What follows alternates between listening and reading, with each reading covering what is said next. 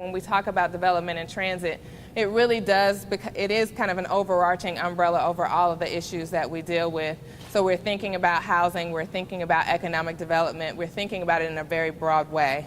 But I want to start by introducing Gilo Tisdale in the education and student engagement side. Gilo Tisdale joined the staff of Spelman College in August 2013 as the director of the Bonner Office of Community Service and Student Development. Ms. Tisdale moved to Atlanta in 2006 to join Enterprise Community Partners, school-centered community redevelopment project located in Atlanta's Mechanicsville community. In 2009, she transitioned to United Way of Greater Atlanta, where she worked for 5 years, most recently as Senior Director of Education.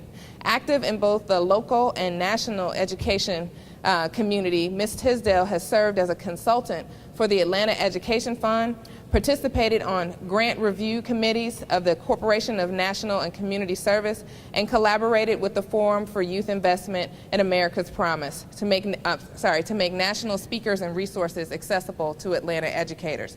Ms. Tisdale is the mother of 3 wonderful children, also who attend Atlanta Public Schools. Seated next to her is Donna Whiting, who has been an educator for over 28 years.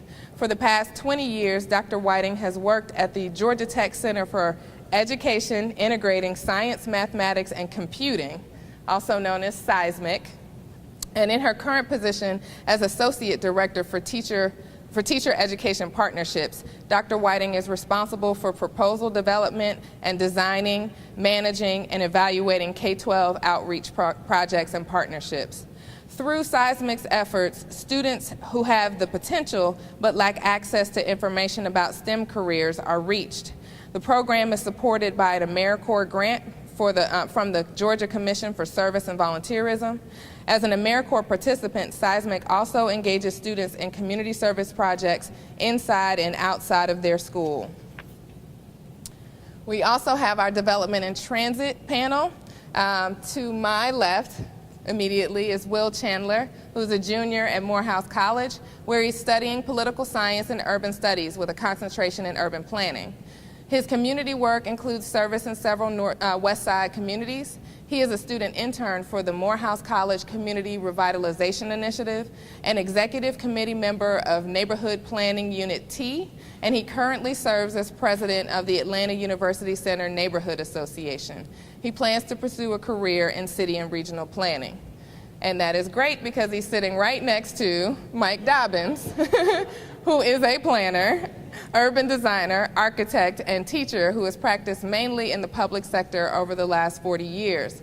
He directed planning and urban design agencies in New York City, New Orleans, Birmingham, UC Berkeley's campus, and Atlanta as the Commissioner of Planning, Development, and Neighborhood Conservation.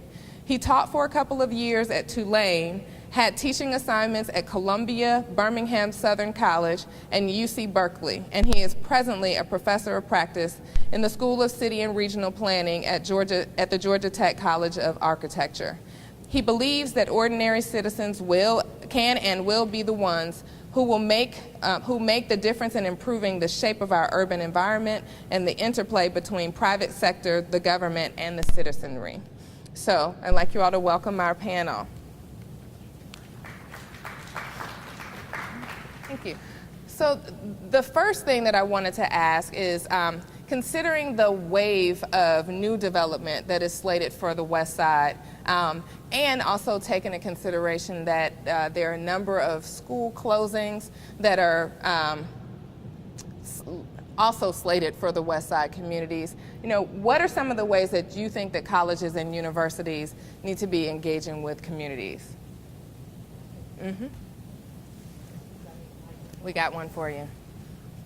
I'm a former middle grade teacher. I may not use this. Is this good? Yes. Okay. That is a challenge for us. SEISMIC, we typically have worked directly with schools, and so we work with teachers and with students, trying to increase their knowledge of STEM and achievement in STEM in particular. So it is a challenge for us when we talk about some of the school closings that are currently happening on the West Side. Let me just back up a little bit. What we do in terms of Georgia Tech students, and we do work with the University Center students, with Emory students, with Georgia State students, to place them in schools as tutors and mentors. One thing that the federal government has been very nice to do, they allow our work-study students to work in schools, and that has helped us tremendously because we're able to put Georgia Tech students in those schools as tutors and mentors. However, when we have school closings, it kind of takes us out of our traditional space. And so we're looking at other ways that we can work in the community through community centers, looking not just in school, but out of school time, whether it's Saturday, whether it's summer, whether it's after school. And so changing our space from the traditional school environment to partnering with organizations that work in the community and trying to develop some things with those particular groups and actually have our students working with those particular groups. And we think it's great because we can pay them through work-study to be able to do that.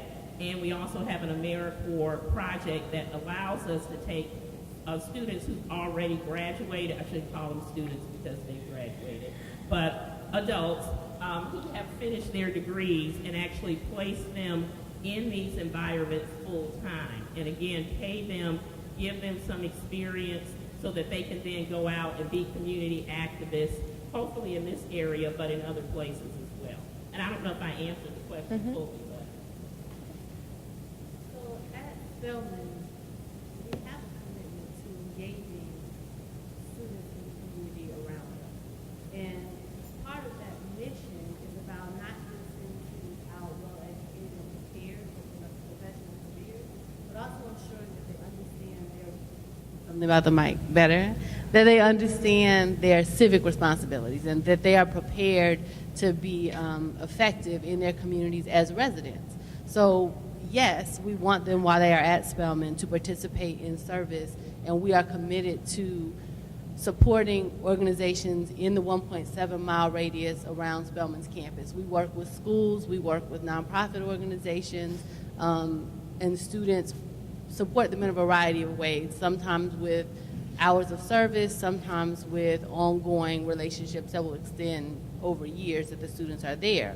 But the larger lesson that we want students to take away is that you are part of a community wherever you end up after you leave here. And the ways that you learn to engage with community while you are at Spelman can benefit you as you go forward and engage in your community wherever you may land. So some of the things that are happening right now at Spelman to increase students' understanding of their civic responsibility and their capacity to bring about change when they identify that change is needed are ensuring that students have a better understanding of the community beyond the gates, right? So someone mentioned earlier that when we have students and we're responsible for other people's children, we want to keep them safe, and part of keeping them safe is bringing them onto campuses. But we want students to understand that it is not only okay to engage with the community beyond Spelman's gates, but it is imperative that you do. And so some of the things that have started just this year is a community bus tour. We started during new student orientation, where students, we charter a bus, we take students out. We had a narrator for the tour who is a community resident who was able to talk about assets in the community, right? So students see the community when they go through, and we provide them with information about not just the physical assets, the libraries and other buildings that they may not notice just as students going through, but also with the human resources. So who is already working on issues that you may come to understand in this community, right? So we have students that volunteer in schools, and they come back sometime and say, well, you know, I was in a classroom and I observed X, Y, or Z, and students need this. And we want them also to think, when I went on that community tour, you know, we went by Kennedy Middle School and they talked about the Raising Expectations program and the sort of asset development that they are doing there. So we want students to realize there are opportunities for them to connect with residents and work that's already happening in the community, and they can add to what's happening in a way that's sustainable after they leave. Or if they have an idea, there are other resources they can connect to. And I'll stop. And one other thing I wanted to add too, and we also work with Raising Expectations, and they've been very influential in helping our students understand the community and also what to do and training our students about what to do when we're working in the school environment. But one thing I think when we talk about higher ed, and we've had this conversation with Dr. Royster just before we started today, we have got to do a better job in higher ed in advocating for this particular community. There is no reason for us to really lose Kennedy Middle School, and so we're asking ourselves, did we at Georgia Tech, and I'm going to say no, did we at Georgia Tech do enough to actually advocate for keeping that school open? And so sometimes we get involved and we do the tutoring and we do the mentoring, but we're not the voice. And I think a voice like Georgia Tech, and I don't mean me, because I work there, but I'm not the institution, you know, the strong voice from the institutional level to help advocate for some of the things that really need to happen would actually make a difference. So I think that's I don't want to say a fault, you didn't hear me say fault, but I think that's something that we actually need to do a lot better. Would you like us all to comment on your question? Please do. Okay. Let me just pick up with the comments that were just made about connecting. We just finished a studio that focused on about a mile radius around where the new stadium is going. And the name of the studio is Connectivity. And the word connect is vital in these things. It's not just physical connection, it's cultural connections, historical connection. And one of the big disconnections has been the disconnect between Atlanta Public Schools, city government, neighborhoods, and so on. From our point of view, what we found in the studio, we looked at land development possibilities, we looked at transportation, we looked at environmental issues, we looked at social, jobs, economic issues. And our work and the way I run my studios is to tell the students to go listen.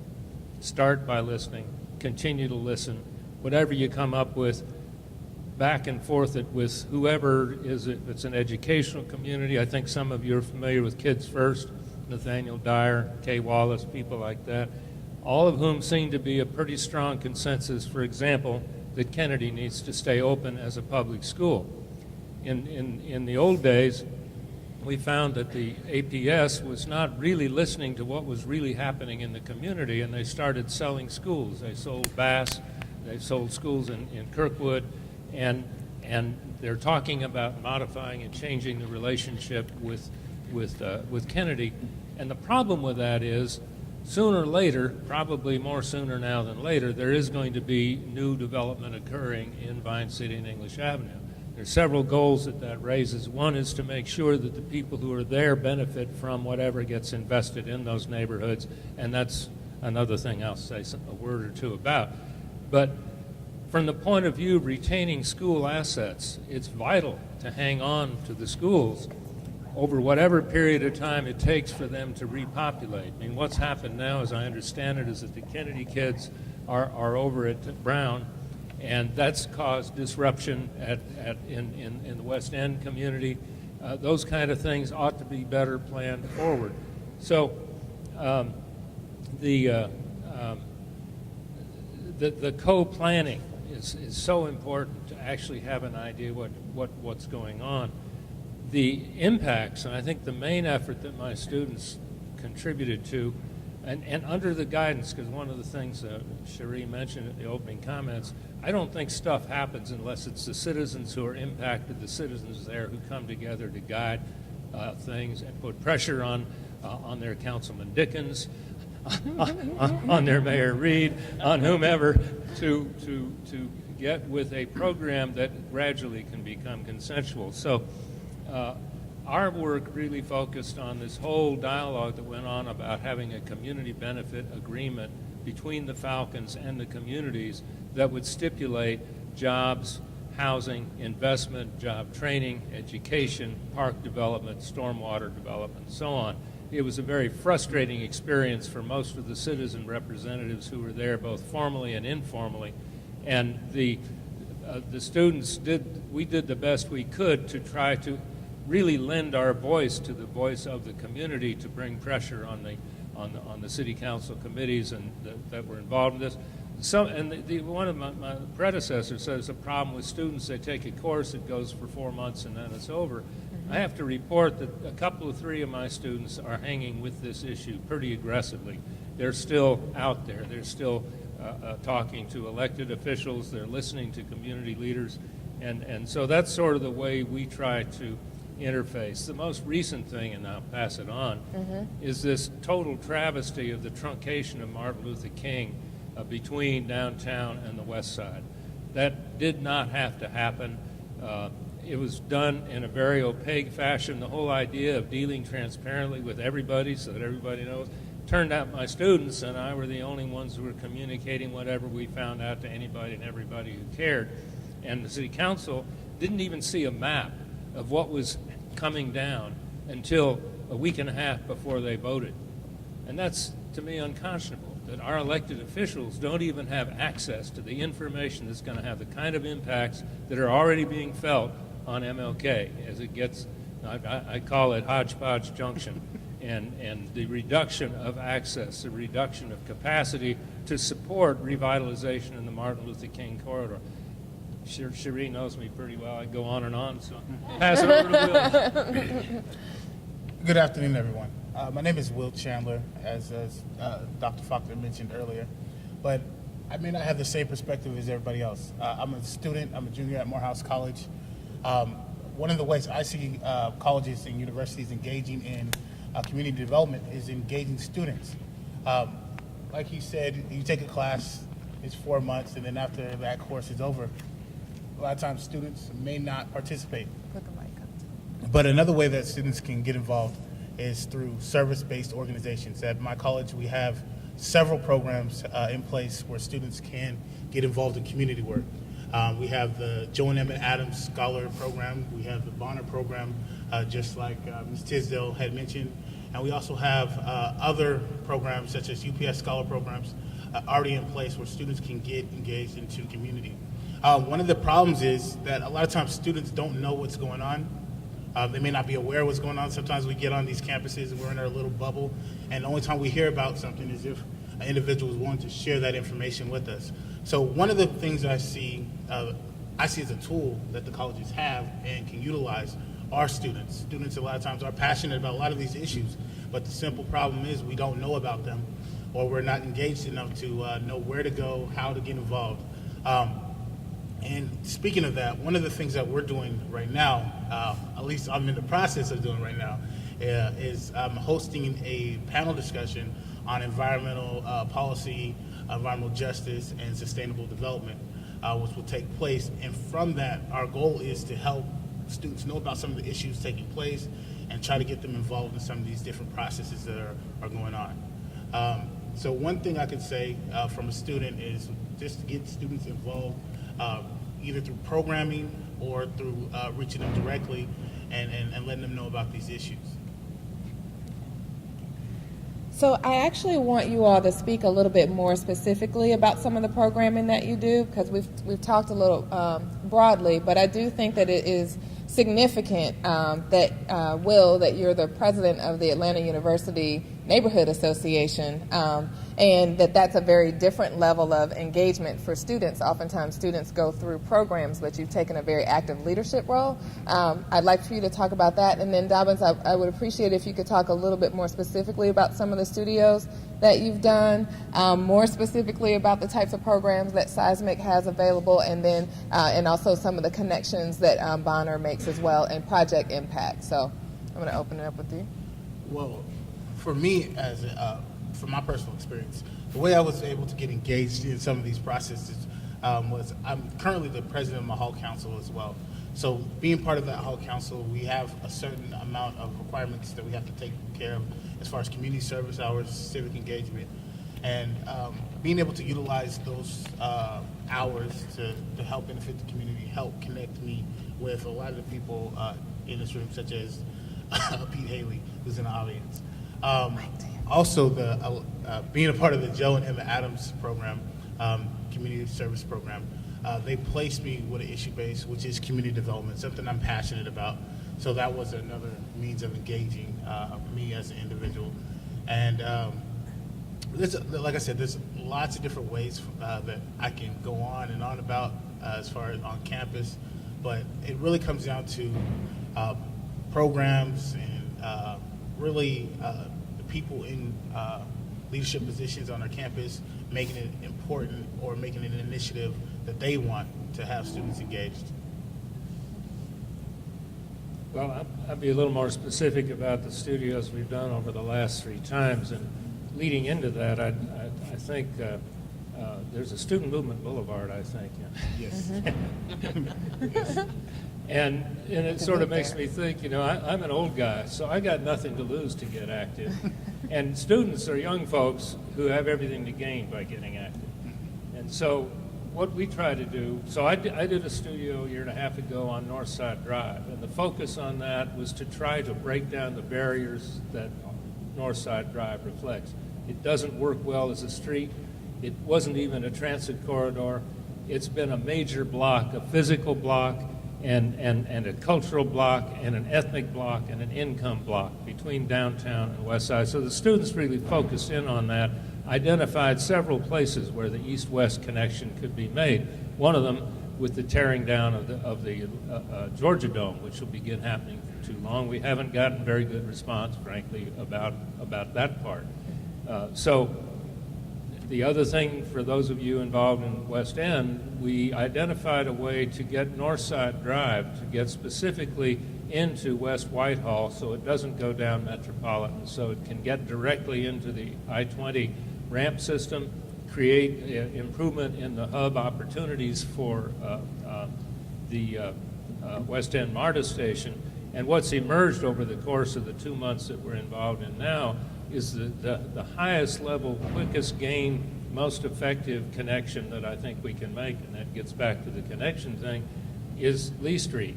Lee Street ought to be a grand, pedestrian, wonderful experience from Morehouse to the West End MARTA station. And so I've got transportation people coming to my studio tomorrow, for example, from MARTA, from GDOT, and from ARC, and Pete Haley, maybe, if he can make it, to talk about some of the details and prioritization of how to make these physical improvements occur.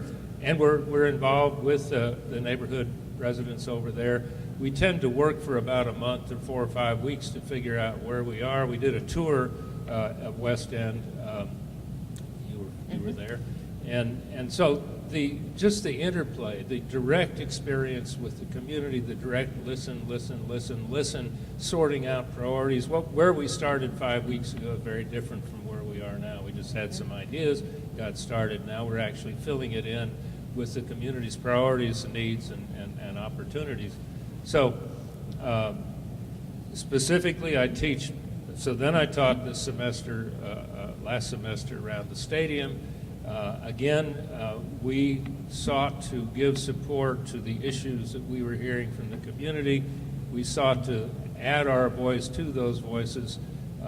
In making community change happen, a whole bunch of different people, it doesn't hurt. You don't necessarily have to be unified. If the decision makers hear from a lot of different sectors, as is happening with the stadium situation, it's likely to have some more impact. So our idea is to, from a pedagogical teaching point of view, it's really important for students to whatever they've learned in school, to go out and be ready to throw it all out the window or modify it or change it or apply it in very specific conditions. And that's what the teaching purpose is. And I've been doing this kind of stuff for a long time, and the other thing is I've been a public servant most of my career, and I've found that if you can do more good than harm, you're sort of where you need to be. If you can get done with a week and say, gee, I think I did more good than harm, that works pretty well. So that's where we're trying to come from with that. Okay, let me start a little bit by just telling you what Seismic does. We're kind of the official K-12 outreach arm for Georgia Tech. And so we work in, as I mentioned before, mostly with schools and with school districts. We have a teacher education partnership division, and in that division we focus on working with teachers to change the way they're teaching science, engineering, integrating engineering into mathematics and science instruction, and again, how they're using technology in the classroom. We also have a student programming division, and our student programs, we have kind of some standalone programs. These are Saturday morning programs where kids come on campus 4 times a year to do hands-on science and mathematics activities. We have our big college and career readiness programs where we have the Georgia Tech students who go out and mentor and tutor high school students mostly. And another big thing they do as part of that particular program, and that is our AmeriCorps initiative. They help students identify colleges and prepare college applications, and then help parents figure out how they're going to finance it. We're proud to say we have 8 GATE scholars who have graduated from our program. We have a number of Posse scholars. We have students all over the United States at some really great institutions. We also have a large research division at Seismic. And I think that kind of gives a summary. You want me to give a little bit more detail about some of the things that we do? If you could talk about some of the schools that you partner with, I think that Okay, would be we really... partner with, in this area, we partner with Bethune Elementary School. We have Georgia Tech students who've gone in and tutored.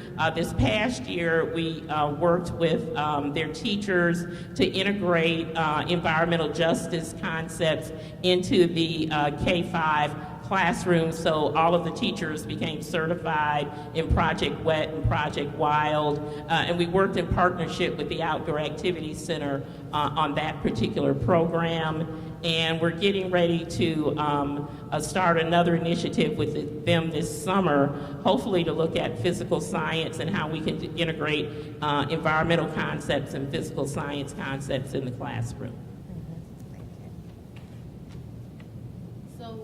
So the name of the office is the Bonner Office for Community Service and Student Development, which is a little bit confusing sometimes because on our campus we had students who received scholarship dollars from the Bonner Foundation, and they're referred to as Bonner Scholars. But the Bonner Scholar Office is not only for those 80 students. The Bonner Scholar Office serves all of the students at Spelman, which were around 2,300 students that we have there at Spelman. And the Community Service Office is really there to provide support for a mandate from the college that all students complete a certain amount of community service hours. So Spelman students must complete 8 hours of community service in their freshman year, 16 hours of community service in their sophomore year, and the hope is that by then they're in the habit of doing community service and we'll be able to encourage them to continue through their junior and senior years. The office is divided sort of into quadrants. So we have students who are receiving service-related scholarships, like the Bonner Scholars, who complete 300 hours of service annually throughout each year that they are enrolled at Spelman. We have UPS scholars who complete close to the same amount of service. And we also have internships that come through the Bonner office. We have an internship that we support with the Clinton Foundation and also with the Shepherd Poverty Alliance internship. And when I say that we support them out of the Bonner office, that means that there are dollars that come from our budget at Spelman to support students' involvement in these internships so that they can be active participants in what we think are going to be meaningful developmental experiences for them. So some specific ways that this programming impacts the community, because Spelman looked at a service requirement for students, and students began to serve all over Metro Atlanta, but they began to struggle in completing their service in meaningful ways. And so we began to look at how can we provide better support, and one of the things was decided we need to narrow the geography. And so I heard someone mention earlier that I think Emory had done the same thing, looked at a specific geographic area. And so Spelman has picked the 1.7-mile radius around the campus, which goes over to the Dunbar Early Learning Center and Dunbar School in Mechanicsville. It goes out like where Kip Way's Academy is, and then down, not quite as far as Fickett Elementary School, but a pretty good distance down Cascade. And so we work with Fickett Elementary School. All of our UPS scholars serve there at Fickett Elementary School. We work with Kip Way's Academy, Kip Strive Academy, M. Agnes Jones Elementary School, Brown Middle School, Washington High School. We've worked with Kennedy Middle School. We have relationships to support student partnerships so that when students are looking for service opportunities, they can come to the Bonner office and we can say, yes, you can call Daryl Haddock at Wawa and he'll be happy to have you, and here's some specific things that he needs.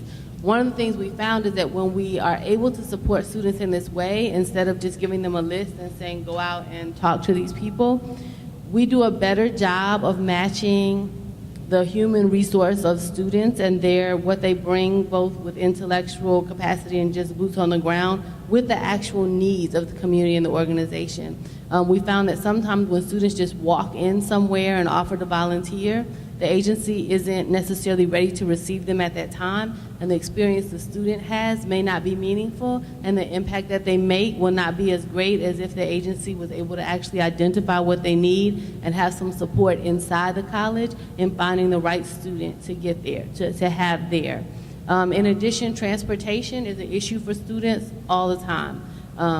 Spelman has been able to offer a community service van that has a defined van route that it travels every day to take students to the locations that are on that route in order to complete their service. It's a challenge. We have more requests for transportation than we can accommodate at this time. There's one van. It runs a route. When we try to change that route because somebody wants to go someplace that's close but not quite there, it throws everything off, and then you don't get the students picked up on time, you don't get the other students where they're going on time. So it's important, and we see the difference it makes in the number of students who are able to serve and their consistency in being able to serve at a site when transportation is provided, as opposed to when they provide their own transportation. We're also working to increase the connection between intellectual and theoretical interrogation of concepts around civic engagement and service with hands-on service by expanding the service learning programs offered at Spelman College. We have a professor in the sociology department who's doing a non-credit workshop for about 30 students this semester. The students are all placed in education settings for service during the week. They do about 30 hours of service, and then they have this course. Most of them are not education majors, so they don't really have a theoretical context for what they're observing or experiencing in the classrooms. But in this workshop, they get a chance to begin to grapple with some ideas about, what does education reform look like? How does it relate to what you're seeing in your classroom? So really trying to build that link between their own building of theoretical knowledge and matching it with their actual experiences. Was there anything else, Sharif, you want me to talk about specifically? No, I think that's great. So I think I have to work with that mic. They tell me this one's not as good. So I wanted to raise the question about local businesses, because a lot of what comes out of conversations around community development is the importance and the need for jobs. There have been a number of people who have been working to get the colleges and universities to think of themselves more as anchor institutions, anchors that are in the community. What are some of the ways that you think that the colleges and universities can contribute to not only, I want to bring up Deborah Scott, who talked about the importance of taking all this intellectual capital and figuring out which businesses we can attract, build, create, and house within these communities for addressing unemployment. But also the flip side of that is the consumption, right? And so what are some of the ways that you think that under the banner of community development we can be thinking about both the producing and the consumption of services and goods within these communities to make a lasting impact on some of the communities? Well, I think that's a a critical point. I don't know whether everyone is familiar with the idea of anchor institutions, but in a nutshell, the idea is that large institutions like AUC, like Georgia Tech, like Georgia State, frankly, like the Atlanta Falcons, buy a lot of stuff and hire a lot of people. And they can buy that stuff from local communities. They can form partnerships that commit a certain amount of acquisition, whether it's lettuce or whether it's laundry or whether it's whatever, the small businesses that already exist in Vine City, English Avenue, and West End, to look first to your nearby business organizations for purposes of purchasing and employment. In fact, that's one of the things where the community benefit discussion with the council really fell short. The words are there, but there's nothing that's binding. There's nothing that says, okay, Falcons or okay, Georgia Tech, you need to go out and buy X number of something for some amount of money. You need to reorganize your housing office and so on to really look assertively and aggressively at what is available nearby in local businesses, both from the point of view of procurement and also from the point of view of providing employment. I did want to say something that's a little not directly related to that, but I think the most promising thing going on the West Side, frankly, right now, and you mentioned Wawa and West Side Atlanta Watershed Alliance and Tony Torrance's work, there are a whole lot of, not necessarily, but better connected than I know of in Atlanta's history, particularly West Side neighborhood history, around Proctor Creek, where you've got a federal designation now that begins to at least open the door for funding legitimacy from a variety of different sources. The Falcons themselves should be identifying and celebrating their location as the headwaters of Proctor Creek. That's the high ground. There should be strategies that bring together partnerships from the Falcons and World Congress Center in terms of dealing with water as it heads west.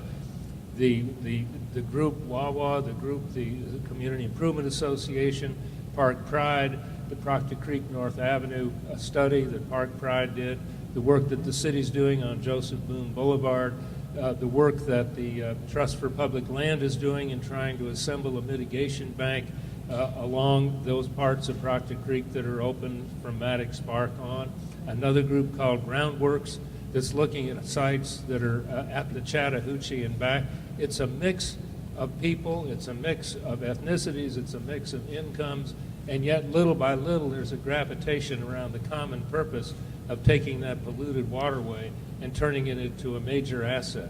And part of the thinking here, just on the equity side of things, if we can do a historic Fourth Ward park, we can sure as heck do a grand vision for how the Proctor Creek watershed can become an asset without dislocating and, in fact, employing people who are involved.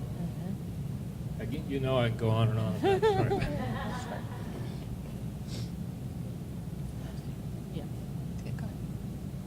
Did I answer? Yeah. What's the question? Yeah, no, my question was in thinking about how we impact, and I said I was thinking about new business, but I do think current business as well.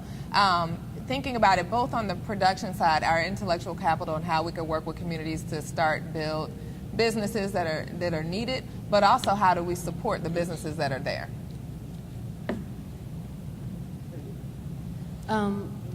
We feel very fortunate to have had Walmart come in the past year to our community, to the AUC community, for Walmart to come where the Publix used to be, right there on, is that MLK? Students speak often about how important it is to have that resource, and we know it is important for the community as well. What we realize is that students don't know about some of the other resources that are in the community that address needs that they have, right? So they like the Walmart because they can go there and get stuff that they need. It reminds them of stuff they could get at home and get easily.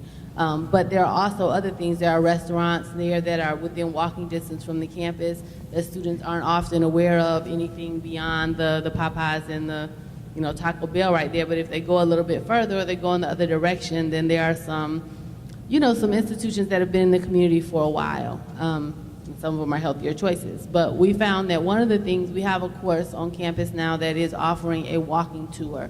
And so students go out into the community and they walk and they identify resources that are within walking distance that are not just assets to the community, but that are directly relevant to students and student life. And so these are businesses that are willing to give a discount to students, and so we promote that discount. We encourage students to share this information with their friends. We've invited some of the business owners to come on campus and distribute coupons or just talk to students during Marketplace Friday to let them know that those organizations are out there and that those businesses will welcome having students come. There is more work to be done, but I really do think that the first step is raising awareness and making students aware of the fact that these opportunities are out there for them to engage and to support businesses with their dollars. And their dollars matter. I think that to the point that was made earlier, there is space for a larger institutional commitment and to being conscious of how we, do our purchasing and where we put our dollars. And I wanted to look at it from the high school student perspective. There are lots of high school students that we can probably analyze where the jobs are with the industry in the community, and I'm just going to use technology as an example. What kinds of jobs are available, for example, in Walmart, where they utilize technology and they need better trained workers to actually implement what they want to in the technology arena? Or are there things like Andy is working on, with his app, that we can actually take high school students and teach them about and teach them to utilize, and so you're beginning to get them ready for that college and career readiness aspects of what they need to do. But there's also a training aspect there. Are there jobs that we can train high school students for? So for those students who need to make money, and I'm talking about a paid training program for high school students where they can actually learn these jobs now while they're in high school to help support them as they move on into some type of post-secondary experience. So I think looking at what kinds of skills do these business owners promote or need in that particular environment, and then training high school students to actually do some of this work so that they get a skill that they can use later on. And I don't know if I'm clear, but I really think we can look at better training programs for high school students, paid training programs. I know that's right. Paid training programs. Right. One thing I'd like to mention on this job situation is that we really need to, jobs are the key. They're the base of being able to have a better house, to have better education. They go together. But we have to sort of get over the idea of training for jobs that work for the business that will ultimately hire them, and start thinking about finding jobs that people can already do who are there as a way of getting a threshold, getting up on a rung on a ladder. So it's really, yes, most of the job training, the Atlanta Workforce Development Agency has people who want to hire this or that kind of person with these kind of skills. That's fine.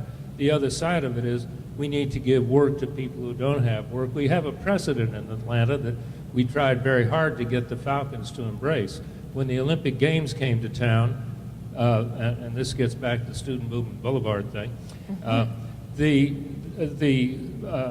citizens in Mechanicsville and Peoplestown and Pittsburgh and Summerhill tried to get the Atlanta Corporation Committee for the Olympic Games to hire unemployed people who might have a blot on their record, either because of substance abuse or criminal activity. And they kept getting resisted and resisted and resisted. It was neighborhood leaders. Columbus Ward, some of you may know him, was a labor leader named Stuart Acuff. Some of you may remember him. A few of you may have heard of Vincent Fort, who was the president of the Atlanta Planning Advisory Board at the time. And those three guys pretty much got the neighborhood organized, nonviolent, and obliged ACOG to actually hire 250 people who had tarnished work records, maybe didn't have the skills needed, but had jobs that gave them the opportunity. A lot of those people, they had to, for their part, they had to stay clean and out of trouble. But the result was some of those jobs, a lot of those jobs became lasting, and the job itself was a skill development exercise. The other thing is that the small businesses got some of that work. Now, this required an organization to have a sit-in ACOG's offices, It required an organization of 400 or 500 people who were ready to protest the groundbreaking of the Olympic Stadium. There was an all-night negotiation. As a result of the negotiation, instead of demonstrating against and setting up tents around the Olympic Stadium site, they celebrated because they got what they wanted through intense negotiations with a woman some of you may recall. Her name was Shirley Franklin. So like the last panel, I do want to take a minute to pull some of the important pieces that came out of the panel. One is the importance of geography and place-based work. I think being mindful of the geographies, the communities that are surrounding many of these campuses, and being able to go a little bit deeper as opposed to just kind of doing breadth of programming. Also, the importance of transit. I think, it can't be overstated that it makes a huge difference when students know that there's a van that they can go get on that is going to take them to a location that will also come back and pick them up, right? And I think that's something that Georgia Tech and Georgia State want to pay attention to, because there are opportunities, and these are jobs potentially too, but there are opportunities for us to really have an impact on schools that are maybe beyond the MARTA bus and train access. And so that's something that I think would allow us to diversify some of the places where we have programs. And then the other piece is broad coalitions for addressing complex challenges. Part of the reason why we're holding these forums is that it's important for us with the Westside Communities Alliance to get some marching orders, but also to have a good sense of what's happening across communities. And so I want to thank you all for representing multiple institutions, but also different types of centers and offices and classes and posts, because I do think that we see that there are there's work to be done across different sectors. And One yes. short comment. All right. Okay, I mentioned that one thing to do is to bring to the attention of your elected officials the importance of this kind of work. The other thing, what we need, Georgia Tech, I imagine Atlanta University Center, probably Georgia State, and sure as heck the Falcons, we need a community organization to induce us to strengthen the role we have. We're 2 years old as a Westside Community Alliance, for example. I'm not sure the strength and the importance of the message that we're trying to bring, which you can help us bring, is rising up to become a primary priority for Georgia Tech. I don't think it would hurt a bit if community people were to say, if you like what we're doing, write a letter. Say, hey, this was a good thing. This was a good program, and we hope you, Bud Peterson, or whoever, will agree that this is where Georgia Tech also pressure us to get together better with Atlanta University Center, pressure the Falcons. Speaking of technology, that's a beehive of technology. I mean, they've probably got the most sophisticated, expensive, technical stuff arranged and planned in the world by the time they build that thing. So help us. And so with the last few minutes, I do want to take a minute to thank a few people. First, I want to thank all the panelists who gave up their Thursday afternoon to share some of the great work that is happening. Again, I think promotion of what is happening is extremely important, because oftentimes we don't see it if somebody doesn't come and tell us. So thank you to all of our panelists for giving us your time. I also want to thank Chris Burke and Dean Royster, and also Dean French, who wasn't able to be here today. But that's our executive leadership team. But I want to thank them for the guidance and also for continuously supporting this work, because I think it's extremely important. I want to thank the Ford Foundation, because they're probably one of the first major funders to give kind of believe in what our vision is and invest in it. And we do see that there are opportunities for us to do a lot more work across campuses, and we want to be doing that. But I definitely want to acknowledge their support of us. And then I also wanted to thank the Westside Communities Alliance staff. I want to thank Mackenzie Madden for all of her hard work, and also Carly Queen, who is our graduate research assistant, who is at the back table there. So I didn't open it up for questions, but if there's a burning one, I definitely want to allow people the opportunity, but acknowledge the fact that I know we are at our time. So are there any questions that anyone has? If not, I will allow you, everybody can talk as, we come off the stage, and you can talk with folks more individually. Oh, okay, short question, sorry. Okay.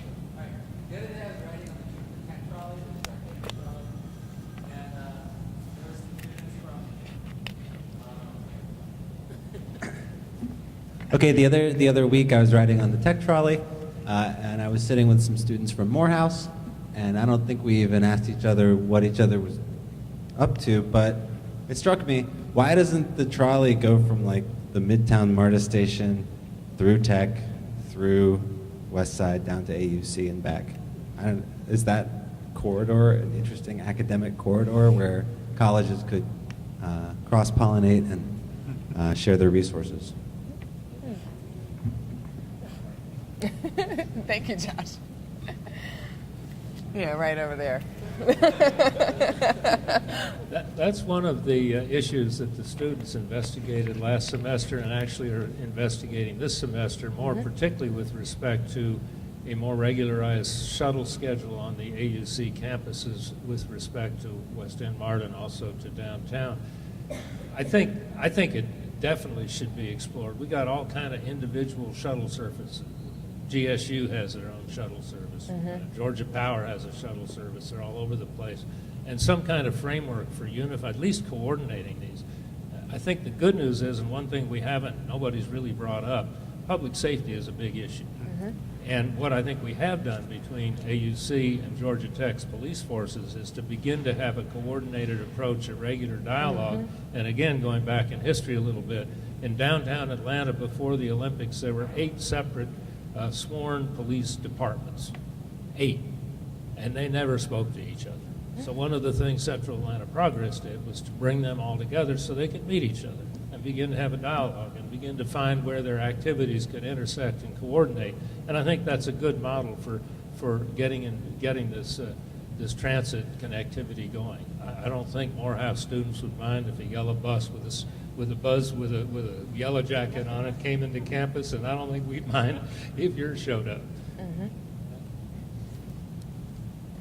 Yeah, and I think one of the other things that I think is extremely important that's been happening is that we've been able to open up some of these classes. And so when Mike Dobbins has the students are presenting on their work, he'll give us a heads up and let us know. Herman Howard, he's also been doing studios particularly related to the West Side, and they'll let us know, and we will reach out to a number of folks in the community to say, you should come into this space so that you can have some input. And I think that, thinking about how we, I have to use the words of Nataki Osborne-Jelks, who said the last time, open up your research labs, right? Well, how can we take these spaces that we have on campus and open them up for communities to have an opportunity to engage in the types of discussions that are happening kind of behind campus doors, but are very much so relevant to some of the communities. So I think that that's actually really key. Our work is on the WCA website. That's true. Absolutely. I'm sorry. Go ahead. Thanks, Mackenzie.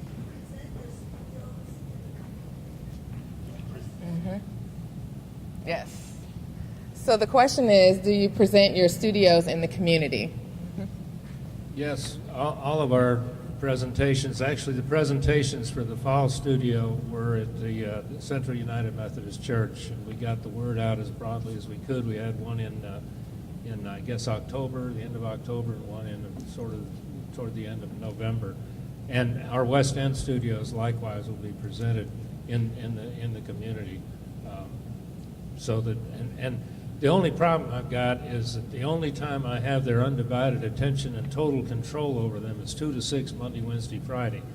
Now, I can't really agreeably schedule other times for them to come, so that's my one limitation.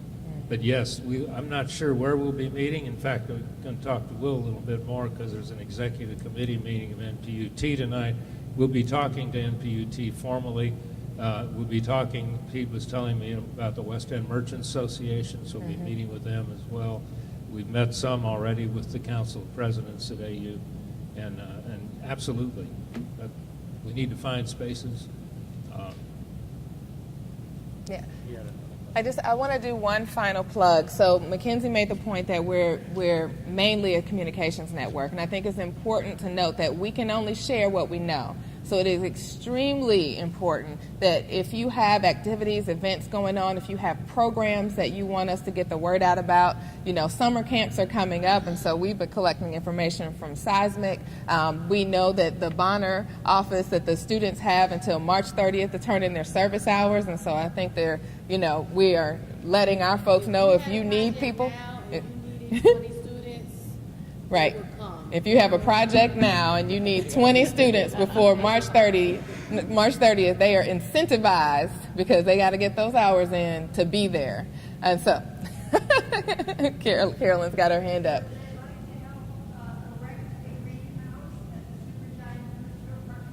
So if you could talk to me afterwards, then we could talk about the parameters. Absolutely. So again, as much information as we have, we share. We have a calendar. Please go to our website. I really urge you all to like us on Facebook because that's the most up-to-date information. We send out an e-newsletter twice a month. And so we don't want to inundate people with information, but if you get it to us early enough, we will list all of the upcoming projects over the next 2 weeks. You can always go to our calendar. We tweet. Well, we don't tweet. Other people who are in our office tweet, not me. And again, we really do look for the information that you all have so that we can circulate it. But we'll be here for a little bit longer if you need to talk with us. I'm very appreciative, of everyone staying for the complete program. And I'm going to turn it over to Dean Royster. I just need to say that the thing to emphasize about the network is that communication is a vital mechanism, but it's not all that we are about and do. It's communication leading to cooperation, leading to collaboration, leading to collective action in the interest of the prosperity of the community. And so the communication is key. We have to know each other. We have to know what's happening. But it is the springboard from which these other actions happen. So we keep that communications tool as active as we can keep it, but it's really about using that to do other things. Okay. All right. And with that, thank you so much. I Thank you appreciate for your time. coming. So you have executive